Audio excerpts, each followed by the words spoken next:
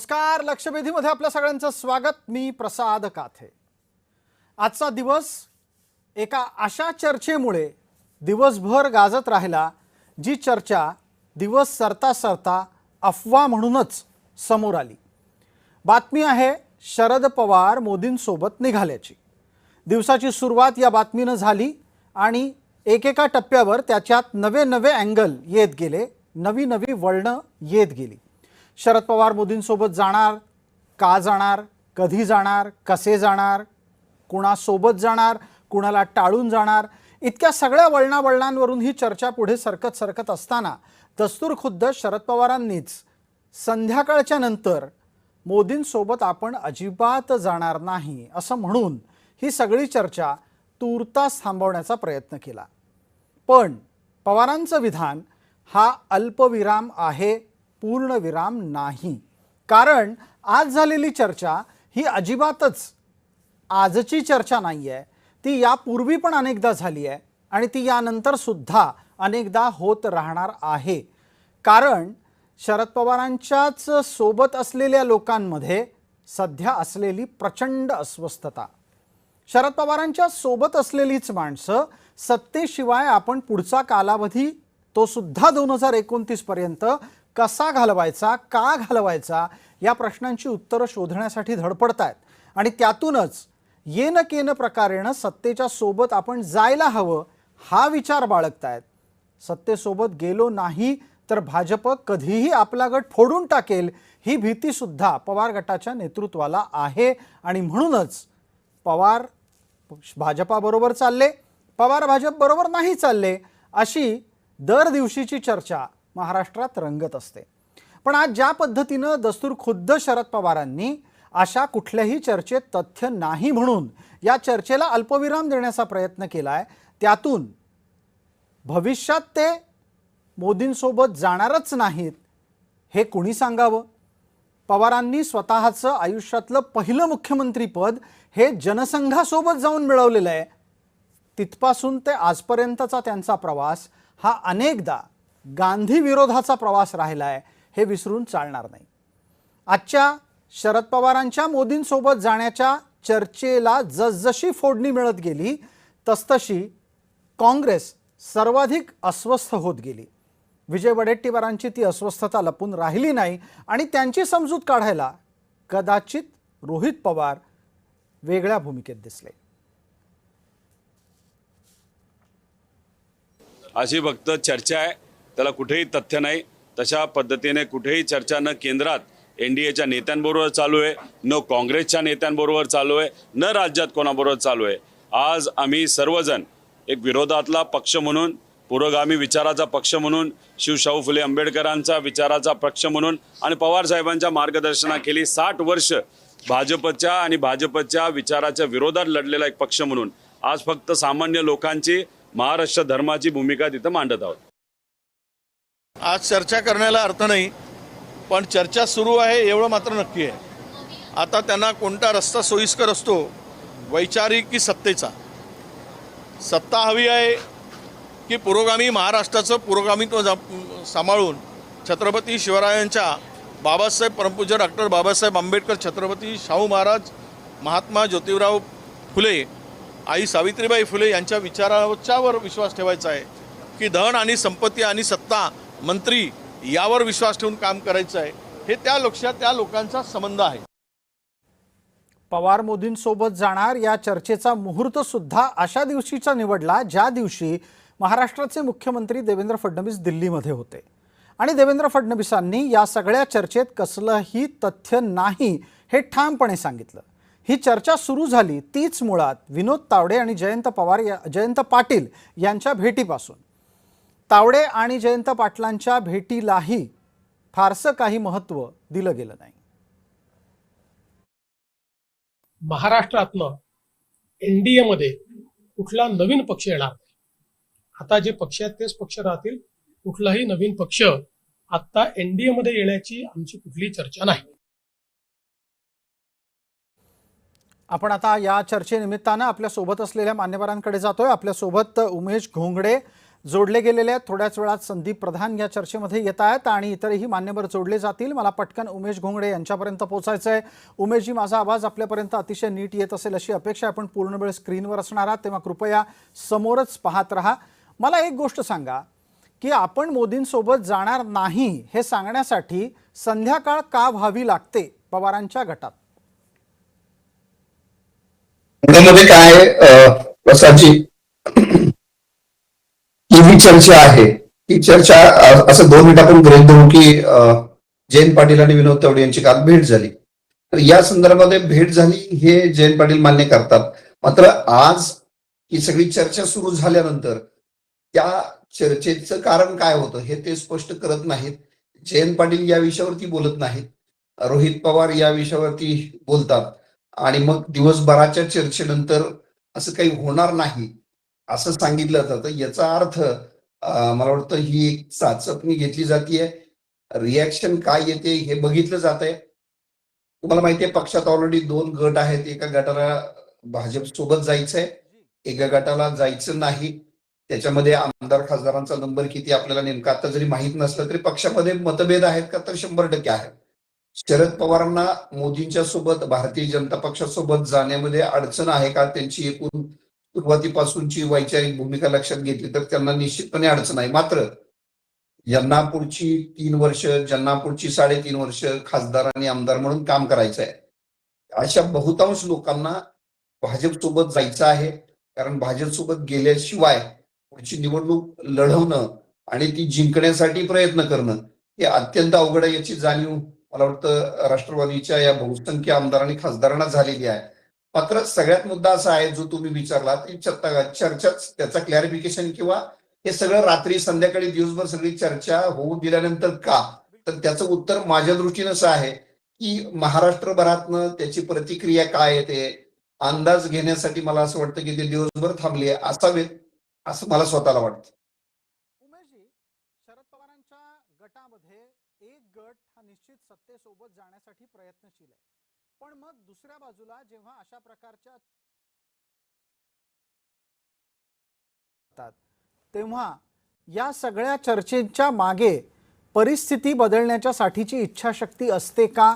आणि त्यातही पलीकडे जाऊन हे तपासायला हवं की या सगळ्या चर्चेच्या माध्यमातून साध्य काय केलं जातं, अशा पुढ्या का सोडल्या जातात?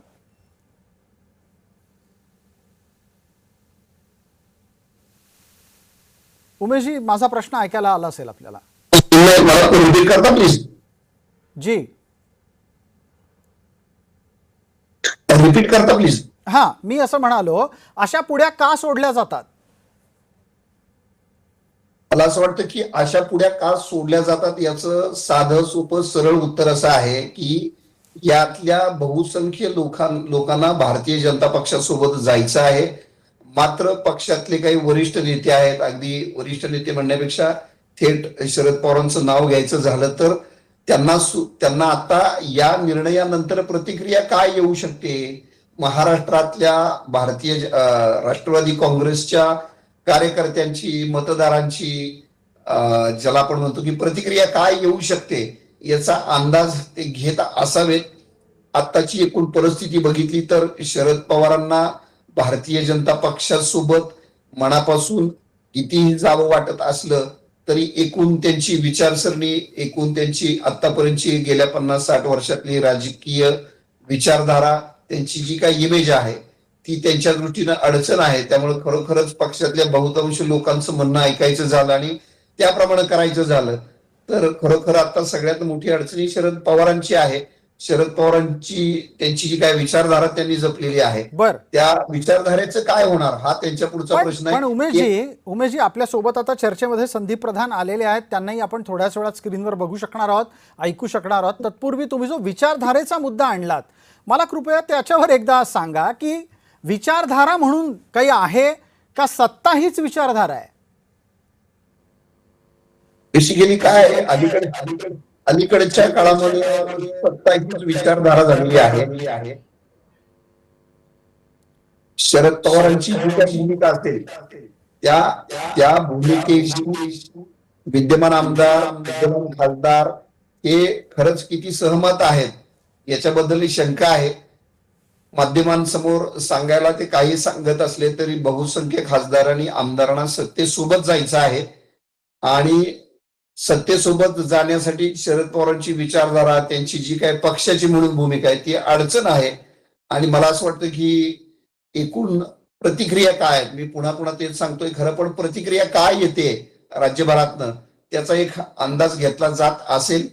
बहुसंख्य खासदार, बहुसंख्य आमदारांना आपण भारतीय जनता पक्षासोबत केंद्रात आणि राज्यात सुद्धा जावं असं वाटतं आहे. अर्थात ठीक त्याचा आहे. निर्णय आपल्या घेताना चर्चेत आता संदीप प्रधान आलेले आहेत. संदीपजी, माझा आवाज येतोय आपल्याला असं वाटतंय? एक छोटीशी विनंती आहे की आपण थोडंसं मागे सरकून बसावं स्क्रीनपासून. आणि त्याच बरोबर माझा पुढचा मुद्दा असाही असेल की आपण पूर्ण वेळ स्क्रीनवर असणार आहात, त्या कृपया समोर पाहत राहावं. संदीपजी, चर्चा आत्ता या वळणावर इथपर्यंत आली आहे की मुळात अशा प्रकारच्या पुढ्या का सोडल्या जातात. त्याच्यातला एक मुद्दा हा उमेश घोंगडे थोड्या वेळापूर्वी मांडत होते की तपासलं जातं. आपण जर समजा भाजप बरोबर गेलो तर महाराष्ट्रात काय प्रतिक्रिया येईल. पण मी आता पुढच्या मुद्द्याकडे आपल्याला घेऊन जातो आणि संदीपजी आपण यावर मार्गदर्शन करा की मुळात भारतीय जनता पार्टीला शरद पवार आपल्यासोबत हवे आहेत असं ठामपणे कोणाला तरी सांगता येईल का? आणि जर भाजपला हवे असतील तर ते महाराष्ट्र भाजपला पवार आपल्यासोबत हवे आहेत का दिल्ली भाजपला हवे आहेत? मला असं वाटतं दिल्लीची जास्त गरज आहे, कारण खासदारांचं बळ वाढवणं ही आता भाजपची एक मोठी गरज आहे. आणि त्याचं कारण त्यामुळेच ते कदाचित ती गरज असू शकते की शरद पवारांना बरोबर घ्यायचं.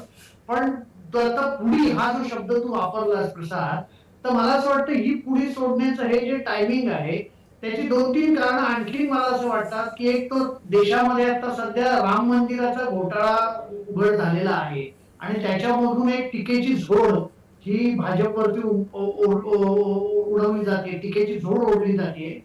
त्याचबरोबर आपण बघतोय की महाराष्ट्रामध्ये जे काही दैना विकास कामांची झालेली आहे 2 दिवसाच्या या पावसामध्ये, तो सुद्धा एक मुद्दा आहे. त्यामुळे ही पुढी जर आता सोडली गेली तर ह्या सगळ्या गोष्टीतून लक्ष डायव्हर्ट करणं हा एक उद्देश आहे की काय, ही सुद्धा शंका आहे. पण मग आता तुम्ही जी जी जी तुम्ही जो निष्कर्ष मांडता आहात त्याच्यानुसार ही पुढी भाजप गटानं सोडली. नाही, तेच मी म्हणतोय की आता विनोद तावडे हे जयंत पाटील यांच्याशी एका पंचतारांकित हॉटेलमध्ये चर्चा करतात आणि त्याच्यातून ही चर्चा सुरू होते. जर खरोखरच पवारांना बरोबर घ्यायचं असेल तर ही चर्चा खुद्द पवारांशी तरी करायला पाहिजे किंवा सुप्रिया सुळेंशी तरी करायला पाहिजे.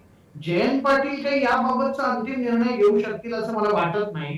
दुसरं असं की दीर्घकाळ महाराष्ट्रातल्या राजकारणाशी, महाराष्ट्रातल्या राजकीय जुळवाजुळवीपासून दूर राहिलेल्या आणि अन्य राज्यांमध्ये मात्र आपली चमक दाखवलेल्या विनोद तावडे यांना या वेळी ह्या सगळ्या ह्याच्यामध्ये का पाठवण्यात आलं, हा सुद्धा माझ्या दृष्टीने मला असा एक मोठा कुतूहलाचा प्रश्न वाटतो.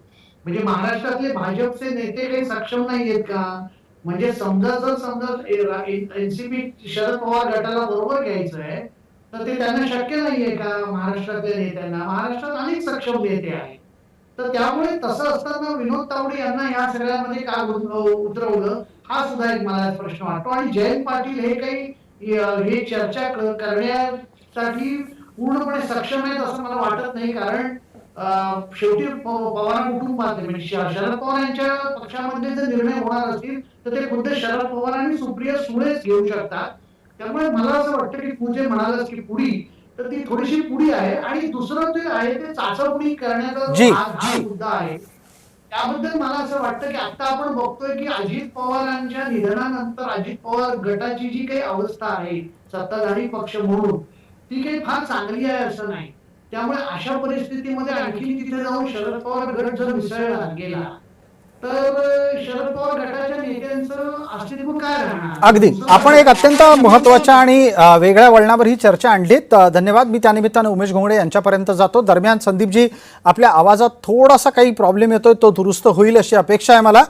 मी पटकन आता आपल्यासोबत उमेश घोंगडे आहेत त्यांना विचारतो. संदीपजींनी म्हटलं की जी चर्चा सुरू आहे त्या चर्चेत आपण आत्ताच्या राष्ट्रवादीला, जी सुनेत्रा पवार यांच्या नेतृत्वात वाटचाल करते, त्या राष्ट्रवादीला अव्हेरून चालणार नाही आणि त्या चर्चेत सुनेत्रा पवारांच्या राष्ट्रवादी शिवाय पुढेही जाता येणार नाही. मग पवारांच्या अंतर्गत असलेले त्यांचे नेते अस्वस्थ असतील तर त्यांना सुनेत्रा पवारांसोबत जायला काय अडचण असू शकते? त्यांना मोदींसोबत जायचं की सुनेत्रा पवारांसोबत, यातला कोणता मार्ग अधिक जवळचा असू शकतो? मला असं वाटतं की आता जे राष्ट्रवादी काँग्रेस शरद पवार या पक्षातले जे नेते आहेत त्यांची अडचण अशी आहे, त्यांना सत्तेत जायचं आहे, सत्तेसोबत राहायचं आहे. आणि तुम्ही म्हटलं तसं मग सत्तेसोबत राहायचं असेल तर अजित पवारांची जी म्हणजे सुनेत्रा वहिनींची जी काही राष्ट्रवादी काँग्रेस आहे त्याच्यासोबत जायची सुद्धा त्यांची तयारी आहे. मात्र पवार साहेबांना नाराज करायचं का, पवार साहेबांना या परिस्थितीत सोडायचं का, किंवा एकूण आपणच जाऊन एक त्यांनी जो वाईटपणा किंवा शिवसेनेच्या भाषेत गद्दारीचा शिक्का लावून घेण्यापेक्षा मग सगळ्याच मॅक्सिमम लोकांना पक्षातल्या शरद पवारांच्या राष्ट्रवादी काँग्रेसमधल्या अधिकाधिक लोकांना कन्व्हिन्स करून सगळेच मिळून आपण जाऊ शकतो का? राष्ट्रवादी काँग्रेस पेक्षा मग भारतीय जनता पक्षासोबतच आपण आघाडीत सहभागी होऊ शकतो का, अशी एक मला वाटतं याच्यातली या सगळ्या इच्छुक नेत्यांची भूमिका असावी. बर, कारण अजित पवारांच्या म्हणजे सुनेत्रा वहिनींच्या राष्ट्रवादी काँग्रेस पक्षात जाण्यात सुद्धा काही अडचणी आहेत. कारण तिथं सुद्धा किती या सगळ्या लोकांचं स्वागत होईल याच्याबद्दल सुद्धा त्यांच्या मनात शंका असू शकते. पण मग जर समजा उमेशजी आपल्याला हे दिसत असेल की इकडे जायचं का तिकडे जायचं, तर त्यातला जो मुद्दा आहे तो ठरवणार कोण? पवारांचे नेते कुठे जावेत हा ठरवण्याचा अंतिम अधिकार असेल कोणाकडे? तो पवारांकडे आहे का कुणी अदृश्य शक्ती त्याच्या मागे असेल? नाही, मला असं वाटतं की राष्ट्रवादी काँग्रेस शरद पवारच्या पक्षाच्या संदर्भात विचार करायचा झाला तर तो जो काही निर्णय घ्यायचा जो अधिकार आहे तो निश्चितपणे शरद पवारांच्याच हातात आहे. तिथं कुठली अदृश्य शक्ती असेल मला वाटत नाही. मात्र शरद पवारांची जी भूमिका मी मगाशी सांगितली ती चाचपणी करण्याची असावी. कारण त्यांच्या मनात किती आहे किंवा नाही यापेक्षा आता आमदार आणि खासदारांचा रेटा आहे की आपण काहीतरी सत्तेच्या जवळ गेलं पाहिजे, काहीतरी केलं पाहिजे. आणि मला असं वाटतं की त्या भूमिकेतनं ते एक ज्याला लिटमस टेस्ट म्हणतो आपण तो खडा टाकून बघत असावेत राज्यातनं काय प्रतिक्रिया येते मतदारांची. एक आता मुद्दा पुढचा घेतो आणि पटकन संदीप प्रधान यांच्यापर्यंतच पोहोचतोय.